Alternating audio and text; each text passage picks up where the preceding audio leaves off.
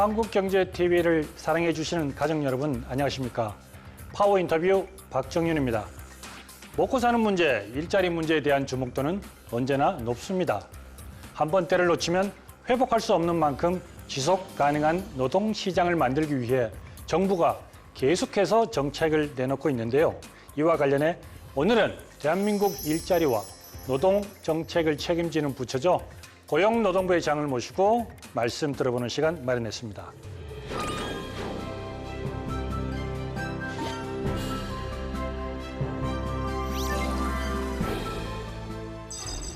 이정식 고용노동부 장관을 소개합니다. 이 자리에 이정식 고용노동부 장관을 모셨습니다. 안녕하십니까? 예, 안녕하십니까? 자, 먼저 우리 한국경제TV 가족들에게 인사 말씀 잠깐 부탁드리겠습니다. 예, 안녕하십니까? 한국경제TV 가족 여러분.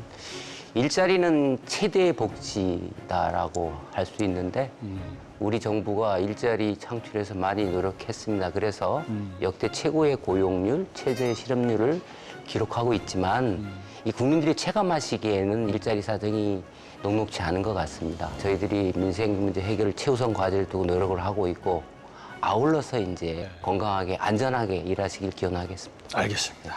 토크 포인트를 좀 뽑아봤는데요. 네. 그 첫 번째가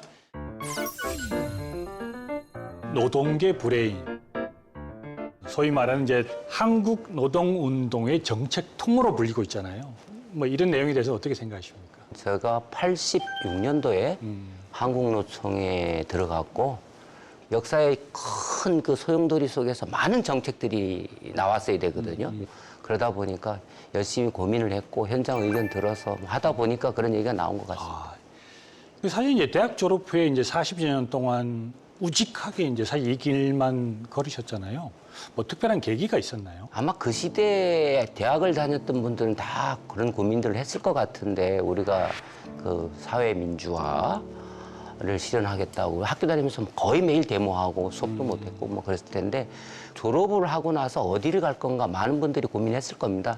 그래서 현장에 노동운동을 투신해서 여러 경로가 있었는데 저는 지속 가능한 게 무엇일까? 세상을 바꾸는데 핵심적인 게 뭘까? 그게 이제 한국 노동운동의 총본산이라고 할 수 있는 한국노총에 들어가서 일을 하는 게 제일 지속 가능하고 세상을 바꿀 수 있겠다 생각을 했습니다. 장관님이 그 굉장히 그 워커홀릭으로 평이 나 있던데 그렇게 막 일을 열심히 하는 그 특별한 뭐 이유가 있나요? 그 당시만 해도 노동자들 임금이 이렇게 높지 않았거든요. 노동자들 저임금 상태, 장시간 노동 이런 분들이 조합비를 내 가지고 제가 임금을 받는 건데 그렇죠. 네. 밥값을 해야 되는 거잖아요. 네네. 정말 그때는 엄청난 사명감. 이제 87년 이후에 한국이 이제 정치, 경제, 민주화가 되고 노동운동도 활성화가 됐는데 뭐 준비된 건 거의 없는 상태에서 제가 하나 잘못하면 한국의 노동자들뿐만 아니라 한국 경제, 정치, 경제, 사회에 미치는 영향이 엄청나기 때문에 밤잠을 못 잤죠. 그러니까 사무실에 이불 갖다 놓고 거기서 불 켜놓고 일을 했고 그리고 뭐 국내에 뭐 준비가 된 내용들이 없어서 뭐 일본 서적이나 뭐 원서 갖다 놓고 공부해가면서 이제 싸우면서 건설한 이런 식으로 했는데 제가 하는 정책 하나하나가 잘못됐다라고 전문가들이나 경영계에서 얘기하는 순간 이 저를 믿고 노총을 믿었던 사람은 어떻게 되겠어요? 그래서 거의 뭐 밤잠 못 자고 이랬죠. 지금부터 이제 어떤 그 장관의 위치에서 본격적인 현안에 대해서 좀 여쭤보겠는데요. 이 행복한 일터, 우리의 삶터, 이 저출생 대책. 사실은 이게 출생이 적어지면 결국은 노동하고 연관이 되기 때문에 저희들한테도 사실은 또는 우리 국가적으로 봐도 미래에 대해서 별로 안 좋은 일 아니겠습니까? 구체적으로 보면 우선 학교, 학령 인구 없어요. 학교가 망하는 거지. 그다음에 상비군, 군대 갈 사람이 없어지는 지방 소멸. 뭐 그래서 전체적으로 보면 그 위기 의식은 바로 국가 소멸이죠. 지난 6월 달에 대통령께서 국가 위기다. 그래서 대반전을 기울 수 있는 특단의 대책이 필요하다. 그래서 종합 대책이 나온 거고요. 네. 지금 지난해 합계 출산율이 0.72명인데 이게 무슨 말씀이냐면 우리가 한강의 기적, 대한민국에 오늘이 있게 된 거는 자원도 부족한 나라에서 그리고 사람이었다고 볼 수 있는 거거든요. 이게 사람이 부족하다. 생산을 결정하는 게 자본, 노동, 기술인데 그러니까 이게 핵심인 노동이 우리나라 한강의 기적을 읽었던 노동이 이제 없는 거죠. 어떻게 보면 이게 이제 국가 비상사태라고 얘기할 정도로 좀 시급한 사안 아니겠습니까? 그리고 전체적으로 좀 경제적으로도 봤을 때 1억 정도는 돼야 그 내수를 이렇게 돌아갈 수 있는. 근데 저희는 뭐 지금 한 5천? 5천만. 네. 그 7월 달에 부총리급으로 이제 인구전략기획부라는 게 이제 신설하겠다는 얘기가 나왔잖아요. 예. 그러니까 이거는 이제 어떻게 보면 떨어져 있는 그 출생에 대한 부분에 대해서는 이제 중간에 그러니까 전체적으로 컨트롤 타워를 하겠다. 예. 이런 거 아니겠습니까? 그렇죠. 저출생 대책의 핵심이 아마 우리 고용노동부가 정책을 갖고 있는 건데 일가정 양립이 가장 실효성 있고 시급한 대책이다. 하나는 일가정 양립, 또 하나는 양육, 어린이 양육, 또 예. 하나는 주거보다 많아. 이 세 가지인데 일가정 양립은 이런 의미를 갖는 거죠. 우리가 일을 안 하면 일자리가 없으면 우리가 살 수가 없잖아요. 가정은 재생산을 위한, 재충전을 위한 그런 자리잖아요. 그렇죠. 근데 이 두 가지가 양립이 균형이 이루어지지 않으면 둘 중에 하나를 선택한다면 지속 가능하지 않은 거예요. 저는 좀 궁금한 게 이 정도의 어떤 그 지원 대책이라는 것이 이제 우리가 소위 말하는 선진국이나 미국이나 유럽이나 이런 데를 비교해 봤을 때 좀 파격적이다. 또 상당 부분 따라가 있다. 이렇게 평가할 수가 있나요? 우리나라 제도가 뭐 선진국에 비해서 그렇게 턱없이 부족한 건 아닙니다. 네. 그런데 있는 제도를 충분히 활용하지 못하는 그런 내용들이 있어요. 그래서 부모가 다 함께 더 쉽게, 더 편하게 이 모성보호 제도를 활용하자. 이런 슬로건을 가지고 육아휴직 제도를 대폭 개편을 했고, 네. 그다음에 옛날에 독박 육아라고 그랬어요. 네, 네, 이걸 네. 맞돌봄으로 아빠가 함께, 네. 부부가 함께 이것을 강화를 했고, 그다음에 이제 그런 대책이 나왔을 때 이게 대기업만 위한 거 아니냐. 그렇죠. 중소기업은 사람 구하기도 어렵고 돈도 없고 한데 부담이 너무 크다. 근데 중소기업에 대한 지원을 대폭 강화했고 네. 마지막으로 이제 이게 계속 가려면 지속 가능하려면 문화가 바뀌어야 됩니다. 그래서 이제 그런 네 가지의 포인트를 줬는데 첫째 이제 육아휴직은 이게 이제 굉장히 경직돼 있었는데 이것들을 저희가 유연하게 할 수 있고 그 다음에 출산을 하게 되면 바로 육아랑 연결되잖아요. 네네. 그러니까 출산 휴가를 갈 때 육아를 동시에 갈 수 있게 한꺼번에 쉽게 눈치 안 보고 갈 수 있게 한 거죠. 근데 무엇보다 중요한 건 이제 소득이 감소한다는 거잖아요. 그래서 지금은 육아휴직에 월 150만 원 주는 거를 이제 250만 원으로 네. 이렇게 대폭 올렸다. 그다음에 또 하나는 이제 눈치를 보는데 이거 동료한테 부담되고 혹시 갔다 온 다음에 뭐 내 자리가 있을까? 아니 뭐 다들 바쁜데 또 육아휴직 간다는 게 좀 그렇단 말이에요. 조직 내에서. 조직 내에 네, 네, 네. 눈치를 보거나 불이익 당할까 하고 걱정하는 거 이런 것을 이제 없애는 거죠. 빈 일자리를 누군가 채워줘야 되잖아요. 대체 인력을 또 채워낼 때 우리가 50%나 인상을 해가지고 80만 원에서 120만 원으로 올려줬단 말이에요. 자, 그건 이제 고용주 회사한테 지원해 주는 거고. 그렇죠. 이제. 그렇죠. 네. 그래서 기업도 여기 가면 내가 그걸 다른 사람을 쓸 수 있다. 그럼 동료가 또 일을 대신해 줄 수 있다. 또 지원금도 20만 원씩 월 20만 원씩 준단 말이에요. 그런데 이런 모든 것들이 이제 문화로 자리 잡아야 되는데 그렇죠. 이거를 정당한 권리 행사를 방해하거나 불이익을 주면 온 오프라인으로 익명으로 신고를 하게 돼 있어요. 그래서 저희가 상담도 하고 네. 그러고 그 신고 들어오면 저희가 권리 보호를 철저히 해 나가겠다 이런 거죠. 네. 또 하나의 그 하두가 그 노동약자 보호. 6월 달에 이제 미조직 지원과 신설 뭐 이런 쪽으로 지금 하지 않습니까? 지금 진행 상태는 어떻습니까? 그렇습니다. 이 노동약자가 뭘까? 사람들이 이제 궁금해하는데 우리나라 노동자들을 보호하는 법 체계는 크게 둘로 나눠져 있어요. 근로기준법, 네. 시간, 계약, 임금 이런 거 어떻게 할 건가? 그 특별한 게 이제 최저임금법이잖아요. 그렇죠. 근데 그거는 최저 기준이고 그런데 노사가 자율적으로 노동조합을 결성하거나 노동조합에 가입해서 그 법적 최저 기준 위에서 얼마든지 좋은 조건을 만들 수 있는 거, 합의할 수 있는 거잖아요. 그렇죠. 기왕에 우리가 영세 기업, 뭐 30인 미만 이런 한 1,000만 명 정도 되는데 여기 있는 사람들은 노동조합에 가입하기도 굉장히 힘들어요. 우리나라 지금 노동조합 조직률이 11.3%, 한 300만 명이 되는데 예. 정말로 어려운 분들은 노동조합에 가입도 못해 있는 상태거든요. 굉장히 생각보다 낮네요. 네. 가입률이. 그건 네. 법으로 보장돼 있지만 여러 가지 사정상 조직과 이 노동조합의 보호를 못 받고 있는. 네. 그 다음에 또 하나는 이제 뭐 프리랜서, 배달 라이더 같은 특고, 예.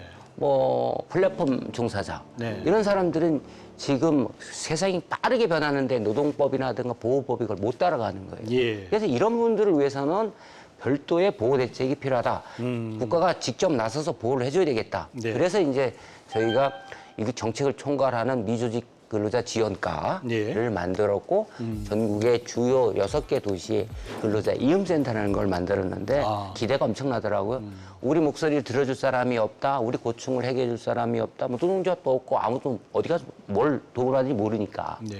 거기서 이제 뭐 고충 상담, 권리 보장 상담, 그다음에 이해 대변 이렇게 이제 하고 있는데 거기서 더 나아가서 정책적으로 재정적으로 지원할 수 있는 법률적 근거를 만들어야 되잖아요. 그렇죠. 그래서 약자 지원법을 이제 저희가 제정하기 위해서 노력을 하고 있는데 네. 거긴 무슨 내용을 담을 거냐? 정말로 이렇게 대등하게 계약을 하고 계약에 있는 뭐 표준 계약서랄까 이런 것도 만들고 정당한 보상과 공정한 계약이 되도록 그래 분쟁 해결 저 시스템도 만들고 임금 체불하거나 임금 떼먹는 악덕 기업주들 많거든요. 네. 이분들을 이제 효과적으로 지원해주기 위해서 네. 저희들이 이제 노동법원도 저 신설하는 걸 추진하고 그 노동법원은 노동과 관련된 뭐 임금 이런 쪽만 전문으로. 그렇죠. 예. 근데 여러 개가 있는데 핵심은 임금 체불 같은. 예, 예. 이게 지금 빨리 진행은 되고 있는 겁니까? 그걸 지금 하고 있는데 이제 노동법원은 네. 임기 내에 저희들이 마무리하겠다는 거고 약자보호법은 이번 이제 저희 정기국회에 제출하는 걸 목표로 추진하고 있습니다. 알겠습니다.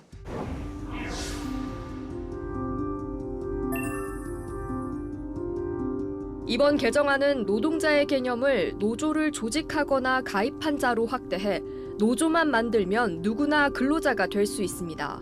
또 폭력, 손괴 등 불법 파업이 이뤄지더라도 노조 활동에 따른 것이었다면 기업이 조합원에게 손해배상 청구를 할 수 없다는 내용도 추가됐습니다. 노란봉투법 얘기. 사실은 이게 이제 2023년 11월 9일 날에 이제 국회 통과를 했어요. 그게 21대 국회인데.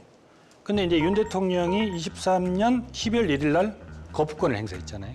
그리고 지금 또 다시 법이 발의가 되고 있는 거죠. 예, 그렇습니다. 이번 국회에서. 네. 노동 활동도 하셨고 또 지금은 정책을 위반하는 그 자리에 계시는데 어떻게 좀 보십니까? 이게 방금 말씀하신 것처럼 문제가 많다.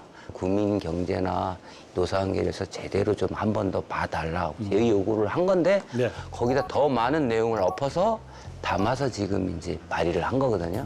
이게 뭐냐면 이제 2조 3조라고 노조법.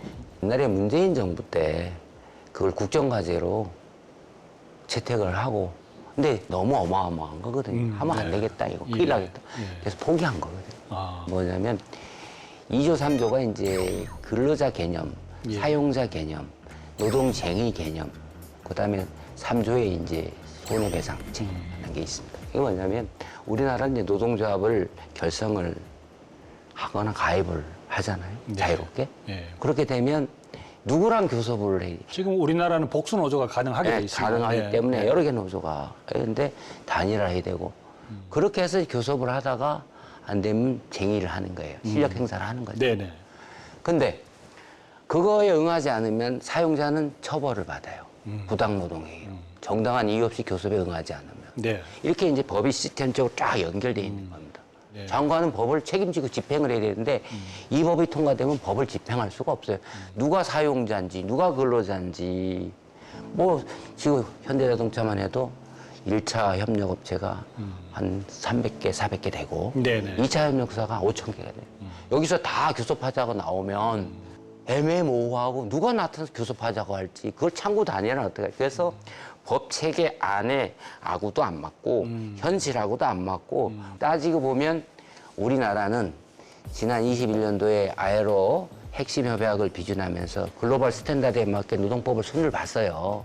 그래서 정당한 파업 같은 쟁의 행위는 민사상, 형사상 책임을 안 물어요. 파업을 하면 회사가 손해잖아요. 네네네. 그거에 대해서 손해배상 청구를 안 한다. 그럼 뭐를 하는 거냐? 불법. 어떤 불법? 직장 점거, 뭐 파괴 행위. 이런 거를 지금 네네. 사용자가 손해배상 청구를 하는 거예요. 그러니까 우리나라의 네. 대부분의 노동조합은 법 지키면서 그런 거 안 하기 때문에 문제가 안 돼. 지금 딱히 이 법이 바로 뭐 통과되더라도 결국은 또 이 정부 차원에서는 다시 한번 생각해 볼 수밖에 없는 그런 사안이다. 그렇죠. 저희들이 제의 요구를 하면서 우려사항을 전달했기 때문에 이번에는 좀 차분히 여야가 머리를 맞대고 그런 우려를 없앴으면 하는 생각입니다. 알겠습니다.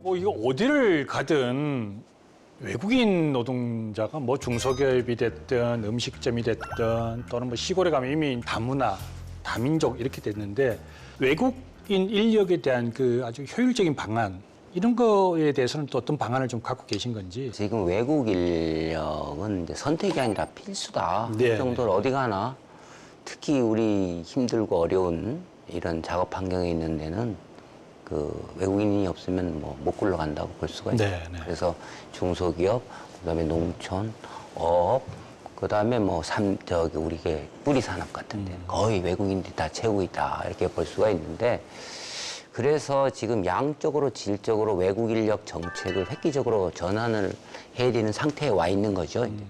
그러니까 옛날에는 매년 우리가 E9이라고 해서 비전문 인력, 단순 노동이죠. 이런 분들 한 5, 6만 명이 들어왔는데 네. 지난해는 12만 명인데 올해는 16만 5천 명이 엄청 많이 들어온 거죠. 네네네. 옛날에 이제 정주를 막기 위해서 그 이제 3년 그다음에 1년 10개월 하고 한번 나갔다가 출국했다 6개월 뒤에 들어오고 막 이랬는데 번거롭잖아요.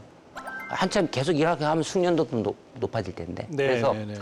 양적으로 확대됐는데 이제 질적으로도 이분들 숙련을 높이기 위해서 출국했다 재입국하는 이런 걸 없애면서 계속 일할 수 있게 그래서 노사모도 좋게 이제 이렇게 바꿨는데 네. 이 중에 이제 중요한 게 이분들의 이제 노동 기본권을 보호하는 거잖아요. 그렇죠. 그래서 지금 전국에 그동안은 이제 우리가 보조금을 줘가지고 민간에서 했던 것들을 우리가 지방자치단체, 중앙정부가 협업을 해서 공공기관하고 완스톱으로 이분들의 그 생활상의 불편함, 언어, 문화, 교육부터 그다음에 상담, 예. 법률 구조 이런 것들을 지금 체계적으로 완스톱으로 지금 하고 있습니다. 그래서 전국에 그 130여 명의 이제 이분들이 뭐 진정 사건이나 있을 때 말이 안 통하니까 그렇죠. 우리가 이제 통역하는 분들이 지방간서에 있는 거고 그다음에 상담을 할 수 있는 60여 명을 또 우리가 상담 안전대책 같은 것도 또 필요한 거죠. 안전도 그래서 저희가 16개 나라에서 그동안에 송출됐거든요. 이제 하나 더 늘어서 17개인데 16개 나라의 언어로 한 1,500종의 그 쉬운 그 안전대책, 뭐 화재라든가 지금 화성에서 참 불행한 일이 네네, 발생했는데 네. 거기도 보면 뭐 비상구가 어디인지 뭐 이게 잘 모르는 경우가 있어요. 그래서 네. 지난해에 이제 외국인들 주거 문제부터 안전 문제부터 점검을 5,500개 사업장을 했는데 올해는 9,000개 사업장을 점검을 하고 있고 조만간에 화성과 같은 불행한 사태가 나중에 재발되지 않도록 네네. 종합 대책을 만들 계획입니다.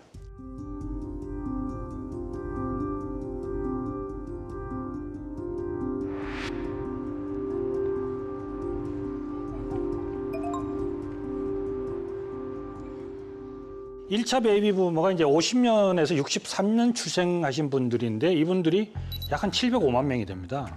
이 전체 인구의 13.7%. 이분들은 지금 2023년 기준으로 모두 이제 은퇴 연령은 넘어섰고요. 2차 베이비 부모가 이제 64년부터 74년입니다. 이분들이 950만 명. 그러니까 18.6%인데 이 두 세대를 합치면 거의 한 30%가 넘어가는 어마어마한 숫자입니다. 그렇죠. 근데 이분들이 이제 2차 베이비 부모 세대들도 이제 올해부터 한 10여 년 동안 이제 은퇴의 이제 기로에 이제 서 있는 건데 저도 그렇지만 다들 이렇게 보면 젊고 일할 수 있는 나이인데도 불구하고 이제 은퇴를 하지 않습니까? 이거에 대한 대책은 좀 갖고 있는 건가요? 그렇습니다. 이게 능력과 의지가 있는데도 불구하고 주된 일자리에서 빨리빨리 쫓겨난다. 지금 정년은 법적 정년이 우리 60살입니다. 네. 60살인데 실질적으로 통계를 보면 한 50대 초반에 뭐 희망퇴직이든 네, 뭐 네. 명예퇴직이든 온갖 이유로 직장에서 밀려나거든요. 그럼 어디로 가느냐? 자기가 원래 잘하던 그 일자리에서 전혀 관계없는 일자리고 낮은 임금, 그다음에 맞지 않는 일 때문에 고생을 많이 하세요. 네. 근데 사람들이 실질적으로 연금을 받는 건 이제 65세까지 올라갈 거고 일하고 싶은 연령은 70대까지 돼 있는데 이 주된 일자리에서 빨리 나와서 이렇게 맞지 않는 일자리로 간다는 것은 개인적으로나 사회적으로 불행한 일이죠. 그래서 이제 저희가 내놓은 대책은 전직 지원을 전직이나 재취업 지원을 이제 그만두기 전에 이제 의무화하고 이걸 지금 저희들이 확대 강화를 할 예정이니까 전직과 재취업 지원을 확대 강화한다. 네, 네. 그런 거고. 그래서 이제 맞춤형으로 이분들이 계속 일할 수 있게.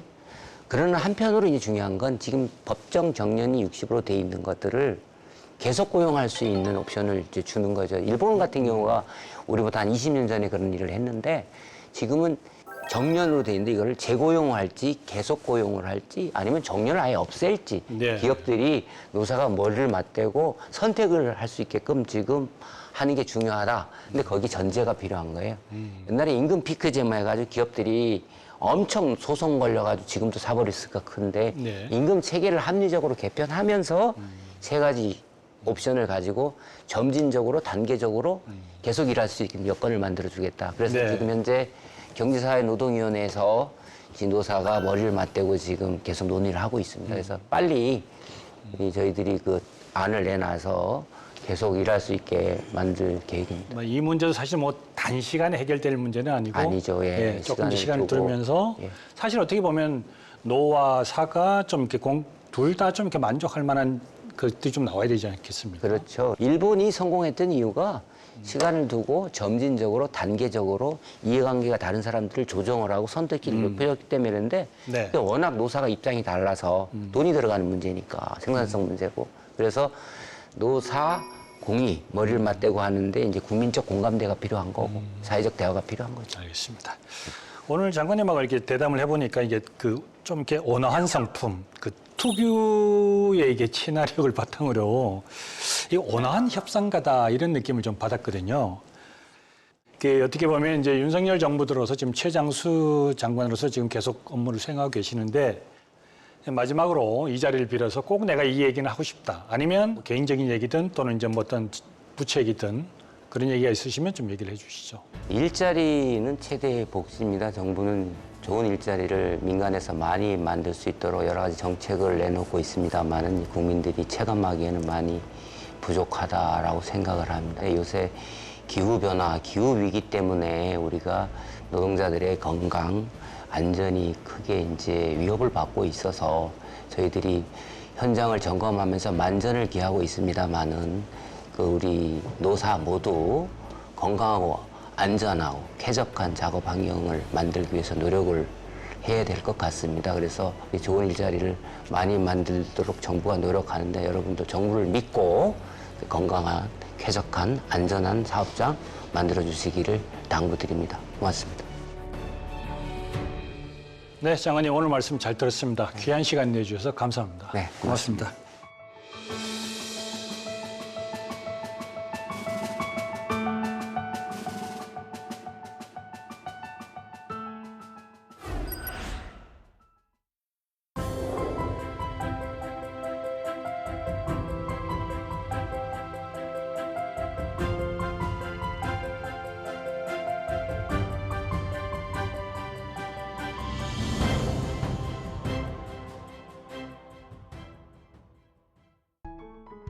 계속해서 다양한 경제 이슈를 알고 싶다면 구독과 좋아요, 알림 설정 부탁드립니다.